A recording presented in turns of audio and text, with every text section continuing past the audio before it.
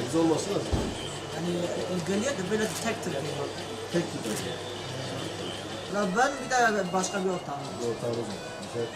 Çeşitlerimiz de güzeldir yani. Gençliğimi hatırlatır bana. Selamun aleyküm.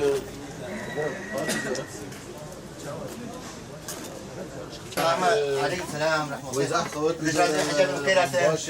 خذ شمام خذ رازي بحجاب بخيراتين. الحمد لله خذ شمام ماشي بخيراتين. حجاب ترباس من شيء ما خذ رازي بي. لو كان مسافة خذ زيادة حجاب شو حجاب. الحمد لله خذ شو خذ سوق وسام. إلى خذ السلام عليكم. أورد بجوانا. شوانا مباشر. أورد بجوانا. شوانا مباشر إن شاء الله. حتى لو مربوط. مرحبا اشتغل.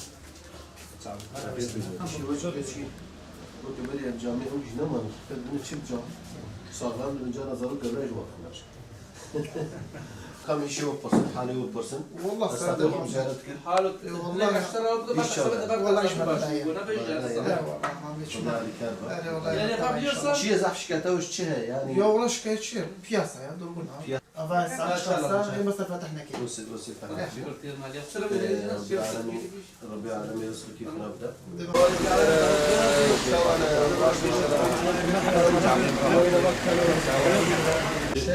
Şuna bir araydı sakın ya var üstüne ne avradı. Ve bu mevsim yine var zaman inşallah. Aynen. O zaten bir saat sakın. Fiyat çavarız abi adı. Bu da bağlı. Yani نجي ما قوم حاليا صنافي قوم برسل شوا شوا درمان شوا قلي غازلي وان فرا يشتنا انا حقيقي كريجي بيجام درنا نو تجي براستين زام جيت تشخم سايت نوان خدوات دخلنا ama ya çi bu kavnen de verda zan iştira piyasa sakin yap çip biz bir onların zarı kadar kanıp çip ne yapmamız lazım yetkililer ne yapması lazım yetkililerin bunu Ankara'ya duyurması lazım yani. Başka da bir şey yok yani. Bunu ancak siz bilirsiniz. Zaten biz de onun için esnafımızı ziyaret ediyoruz. Diyoruz bakalım esnafımızın sıkıntısı, sorunları neler ki biz de yetkililer çağırdık. Allah razı olsun. Allah razı olsun. Nasılsınız? Varsın inşallah. Nasılsınız? Biz de Parmaklı'nın esnafımızı ziyaret ediyoruz. Sorunlarınızı soruyoruz. Sorunlarınızı soruyoruz. Çok sağ olun. Tamam bayram hadi Allah'a emanet olun. Elhamdülillah çok sağ olun. Yani Dönüyor bu. şükretmeyi biliyoruz. Yani Allah'a şükür o işte güzel bir meziyettir. Yani iş olmasa da şükretmesini biliyoruz. Yoksa işler Esselamu aleyküm. Abicim kavak mı şöyle?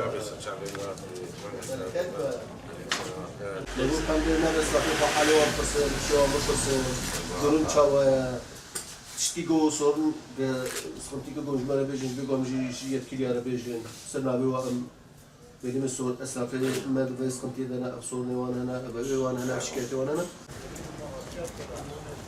Selamun aleyküm.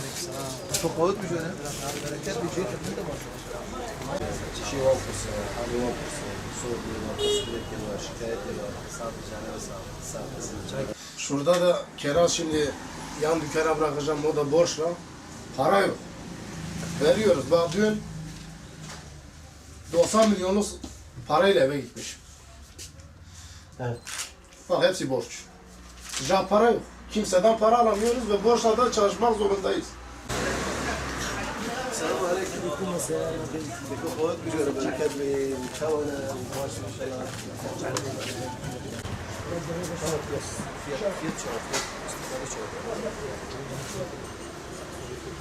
İş nino şom tazdan. Sakin ya maalesef. Kerem kun kan çaki bino. Sosyal medyada da takip etkim. Hadi yo razı Valla iş nino barahma kuderim yani çalıştırı bejim. O tabi çile sezon kapalı ya. Ama burada hani ki o tasarruf etken ama genel anlamda gerçekten zah zor. Şikayeti esnafı mı tevhama beca aynı işte. Selamun aleyküm. Selam. Kavak mı şöyle? Bereket mi? Tamam. Tam tek الناس كانوا قد شفت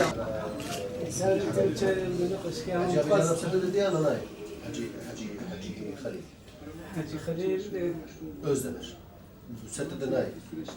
Bugün de esnafımızın içindeydik. Durumlarını sorduk, satışlarını sorduk. Kira durumlarını, fiyatları, piyasayı sorduk. Maalesef evet kış mevsimi olması hasebiyle de işlerin biraz durgun olduklarını söylediler.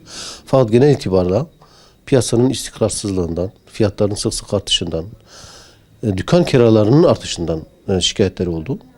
Dolayısıyla ödemelerini ödemekte sıkıntı çektiklerini, bazı esnaflarımız işte bu işler biraz daha inşaat sektörü, inşaat piyasası açılırsa belki işlerimiz de biraz daha canlanır ve biz çocuklarımızın rızkını daha rahat bir şekilde temin edebiliriz. Hatta bazı esnaflarımız defterlerini bize açtılar. Günlük yaptıkları satışı, haftalık yaptıkları satışı gösterdiler. Örneğin bir veteriner hekim özellikle defterini açıp işte günde yaptığım çok az miktarda satışı da borç vermek durumunda kaldığını, belki bu parayı işte aylar sonraya alıp ya alamayacağımı diye izahatlarda bulundu ve şikayette bulundu. Yani esnaf doğrusu pek işinden memnun değil. Fakat esnafımız her halükarda şükreden bir esnaftır. Yani az kazancı az da olsa yine kanaatkar bir düşünce, bir yapıya sahip. Bu güzel. Fakat özellikle yetkililerinin piyasanın açılması konusunda, piyasanın biraz daha rahatlatılması konusunda politikaların geliştirmesini, esnafın durumunu düşünmesini istediler. Biz de Hüdapar Batman İl Teşkilatı olarak bu anlamda Batmanlı esnaflarımızın adına yetkililere sesleniyoruz. Bu piyasanın bir istikrar kazanması, bu fiyat artışının bir an önce artık bir dengede durmasını söylüyoruz ve esnafımız adına, halkımız adına bu taleplerde bulunuyoruz.